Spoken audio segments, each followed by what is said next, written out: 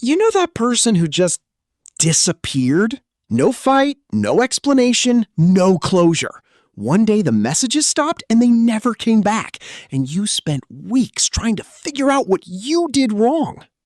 You probably didn't do anything wrong. And here's what nobody tells you. The person who left probably wasn't doing it to you either. Because according to psychology, ghosting isn't really about the person who got ghosted. It's about what's happening inside the person who vanished.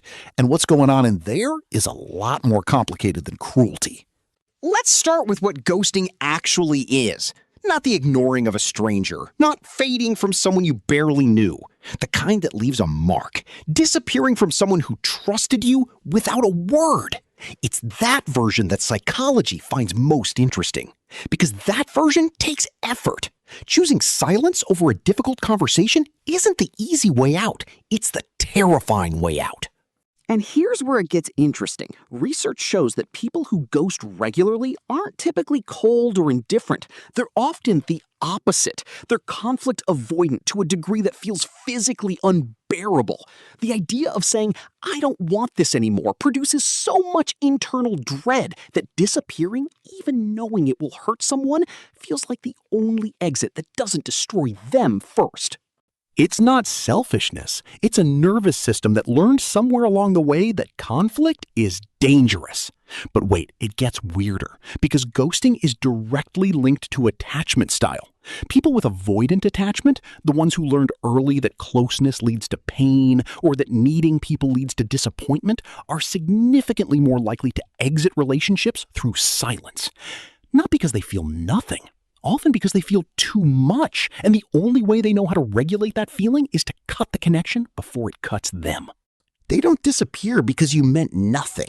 Sometimes they disappear because you meant something, and that scared them more than anything. But here's the thing nobody talks about. Ghosting is also a control behavior, not in a manipulative sense, in a survival sense. For someone who grew up in environments where they had no safe way to say no, where expressing discomfort led to punishment or rejection, silence became the only form of autonomy they had. Leaving without explanation was the only exit that felt like theirs to take.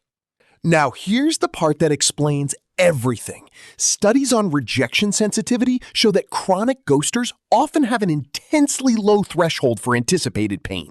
Before any difficult conversation happens, their brain has already run the simulation. Imagine the anger, the guilt, the tears, the spiral, and in that simulation, they always lose. So they exit before the scene can play out. The ghost isn't running from you, they're running from the version of that conversation that exists only in their head. Here's something that sounds contradictory. Research shows that people who ghost frequently report higher levels of guilt and shame than the people who were ghosted. They carry the exit with them. They know what they did. They replay it. They justify it. They feel it. They just couldn't find another way through.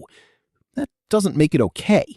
Disappearing without explanation causes real damage, confusion, self-doubt, a kind of grief that has no name because there's no clear loss to point to. That pain is valid. It deserves to be acknowledged. And let's be honest about the darker layer. Some ghosting isn't avoidance. Some of it is devaluation, the quiet belief that once a person has served their purpose, they no longer require an explanation. That version is colder. It lives in people who have learned to see relationships as transactional, where the emotional cost of ending things is simply not worth paying. That's not a nervous system in survival mode. That's a pattern worth paying attention to. But here's what's fascinating. Most people who ghost aren't in that second category. Most of them are people who genuinely don't know how to end things without feeling like they're destroying something or being destroyed. They were never taught that it's possible to say, "This isn't working for me," and survive what comes after. Nobody modeled clean endings for them, so they never learned how to make one. So what does all this mean? If someone ghosted you, the silence wasn't a verdict on your worth. It was a map of their limits.